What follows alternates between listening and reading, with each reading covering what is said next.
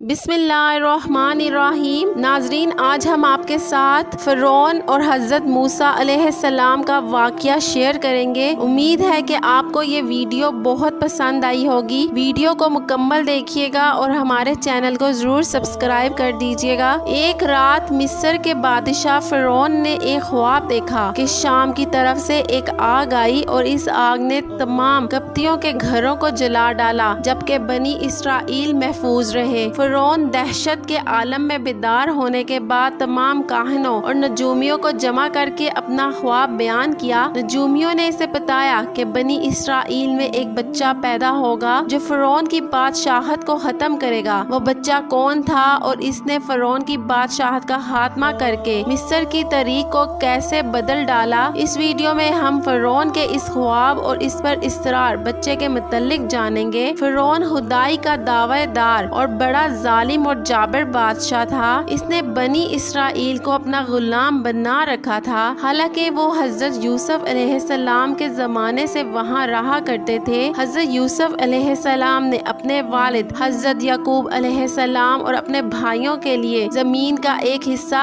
اس وقت کے فرعون بادشاہ ریان بن ولید سے حاصل کیا تھا۔ حضرت یعقوب علیہ السلام کی یہی نسل بنی اسرائیل کہلائی جو مصر میں خوب پھلی پھولی۔ یہ لوگ حضرت یعقوب علیہ السلام کے دین کے پیروکار تھے، لہٰذا اس وقت اللہ کے نزدیک یہ سب سے بہترین جماعت تھی۔ انہوں نے فرعون کو سجدہ کرنے اور اسے اپنا رب ماننے سے انکار کر دیا تھا۔ اسی وجہ سے بادشاہ اور اس کے حواری ان پر ظلم و ستم کے پہاڑ ڈھاتے تھے اور ان سے گھٹیا کام کرواتے تھے۔ فرعون نے جب اپنا خواب کاہنوں اور نجومیوں کو بتایا تو انہوں نے اس کی تعبیر یہ بتائی کہ بنی اسرائیل میں ایک بچہ پیدا ہوگا اور اس کے ہاتھوں اہل مصر کی ہلاکت ہوگی۔ بنی اسرائیل کے ہاں بھی شروع سے ہی یہی بات مشہور تھی، لہٰذا اس خواب کے بعد وہ مزید فکر مند ہو گیا اور اس نے حکم جاری کر دیا کہ بنی اسرائیل میں پیدا ہونے والے تمام لڑکے قتل کر دیے جائیں۔ اس حکم کے مطابق فرعون کے حواری اور اس کے سپاہیوں نے ہر ممکن قدم اٹھایا تاکہ کوئی بھی نامولود لڑکا زندہ نہ بچ پائے، لیکن اللہ کے فیصلے اٹل ہوتے ہیں۔ دیکھتے ہی دیکھتے بنی اسرائیل کے ہزاروں نومولود بچے ذبح کر دیے گئے۔ پھر ایک وقت وہ آیا کہ جب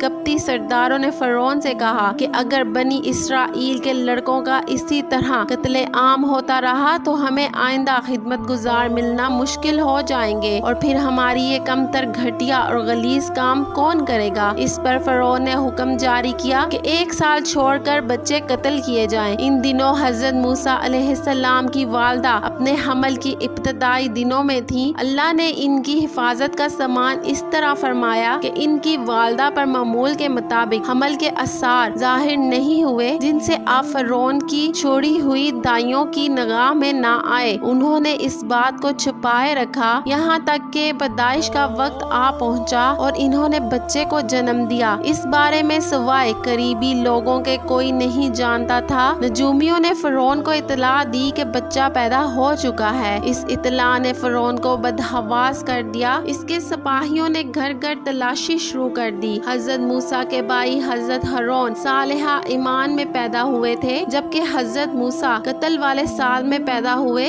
حضرت موسیٰ کے والدین سخت پریشان تھے۔ 3 مہینے تک انہوں نے حضرت موسیٰ علیہ السلام کو چھپا کر رکھا، لیکن زیادہ عرصے تک بچے کو شاہی جاسوسوں کی نظروں سے چھپا کر رکھنا ممکن نہ تھا۔ پھر بھی وہ اپنی پوری کوشش کرتی رہی، یہاں تک کہ ان کے پاس اللہ کا حکم آ گیا تھا۔ یہ حکم اللہ نے ان کے دل میں ڈالا تھا، یعنی القا کیا تھا۔ حضرت موسیٰ علیہ السلام کی والدہ کے دل میں خیال آیا کہ تابوت کی طرح ایک صندوق بنایا جائے اور اس بچے کو اس صندوق میں رکھ کر دریائے نیل کے بہاؤ پر چھوڑ دیا جائے۔ حضرت موسیٰ علیہ السلام کی ماں نے اللہ کے حکم کے مطابق بچے کو صندوق میں رکھا اور دریا میں چھوڑ دیا۔ ساتھ ہی موسیٰ علیہ السلام کی بہن سے کہا کہ تم اس کے پیچھے پیچھے چلتی جاؤ، لہٰذا وہ دریائے نیل کے موجوں میں چلے اور ان کی بہن बहन किनारे किनारे चली, अपने भाई की निगरानी करती जा रही थी कि दरिया में डालने के बाद वो कहाँ जाते हैं। संदूक बहता हुआ महल की तालाब में पहुंच गया। वहाँ फरौन की बीवी मलका और खादमाएं लुत्फ अंदोज हो रही थी कि संदूक पर मलका की नजर पड़ी। इसने कनीजों को हुक्म दिया कि संदूक को तालाब से निकाल लाओ। संदूक खोला गया तो इसमें एक हसीन और तंदुरुस्त बच्चा आराम से लेटा हुआ अंगूठा चूस रहा था। मलका बहुत खुश हुई, इसकी आंखों में ममता उतर आई। शफकत और मोहब्बत से बच्चे को गोद में ले लिया। मलका ने सोचा कि इस बच्चे को बेटा बनाकर पालना चाहिए। महल में किसी ने ये खदशा जाहिर किया कि ये बच्चा बादशाह की सल्तनत को खत्म करने का सबब भी बन सकता है। फरौन के दिल में भी ये ख्याल आया कि ये बच्चा कहीं बनी इसराइल का वो लड़का ना हो जिसके बारे में नजूमियों ने पेशन गोई की थी। लेकिन फरौन की बीवी ने कहा, ये भी तो हो सकता है कि ये बच्चा हमारी आंखों की ठंडक बने या हम इसको अपना बेटा बना ले। इस पर फरौन ने कहा, ये सिर्फ आपकी आंखों की ठंडक है, मेरी नहीं। मैं नहीं चाहता बनी इसराइल का कोई बच्चा मेरी निगरानी में पले, लिहाजा ये सिर्फ तेरी ही आंखों की ठंडक है। हजरत इब्ने अब्बास फरमाते हैं कि अगर फरौन ये बात कह देता कि ये मेरी भी आंखों की ठंडक है तो अल्लाह ताला इसे हिदायत दे देता, लेकिन इसने ये कहा कि ये सिर्फ तेरी आंखों की ठंडक है। मलका ने इस बच्चे का नाम मूसा रखा, जिसके मायने हैं वो शख्स जो पानी से निकाला गया हो। बच्चे को जब महल में लाया गया तो इसने दूध के लिए रोना शुरू कर दिया। बच्चे के पास दूध पिलाने वालियां गईं, लेकिन बच्चे ने किसी औरत का भी दूध ना पिया। जो औरत भी आपको दूध पिलाने की कोशिश करती नाकाम हो जाती। इधर मूसा अलैहिस्सलाम की बहन दूर खड़ी ये सब देख रही थी। मूसा अलैहिस्सलाम की बहन ने फरौन की बीवी से कहा, क्या मैं तुम्हें ऐसा घर ना बताऊं जो इस बच्चे की तुम्हारे लिए परवरिश करे और इस बच्चे की खैर ख्वाह हो, इसलिए कि वो एक गरीब घराना है। जब इन्हें मालूम होगा कि ये बच्चा फरौन के घर से आया है तो इन्हें इनामो कराम मिलने की उम्मीद रहेगी। इस घर में नेक सीरत खातून है, वो इस बच्चे को बखुशी दूध पिलाना कबूल करेगी। फरौन की बीवी ने कहा, चलो ठीक है, लिहाजा आपकी बहन इन्हें घर लेकर आई। वालदा मोहतरमा ने बच्चे को दूध पिलाया तो आपने फौरन दूध पीना शुरू कर दिया। अब चूंकि बच्चे ने किसी और का दूध पीना कबूल नहीं किया था, इसलिए वो खुद बच्चे को लेकर आते थे। इस तरह मूसा अलैहिस्सलाम के वालदा का बेहद एहतराम होने लगा। इस तरह हजरत मूसा अलैहिस्सलाम शाही महल में परवरिश पाकर जवान हो गए और पूरे तवाना हो गए। लिहाजा अल्लाह ने आपको नबूवत के मनसब पर फाइज किया। आपने बनी इसराइल को फरौन से आजादी दिलाई और मिस्र से निकल गए। फरौन बनी इसराइल को खत्म करने के लिए लश्कर लेकर रवाना हुआ। जब बनी इसराइल बहरे अमर के करीब पहुँचे तो अल्लाह ने इनके लिए दरिया के बीच से रास्ता खोल दिया। ये वही मौका था जब फरौन का वो ख्वाब पूरा होने वाला था और इसकी बादशाहत और लाओ लश्कर तबाह बर्बाद होने वाला था। बनी इसराइल तो समुंदर के बाहर चले गए, मगर जब फरौन अपनी लश्कर समेत इनके पीछे आया तो समुंदर का ये रास्ता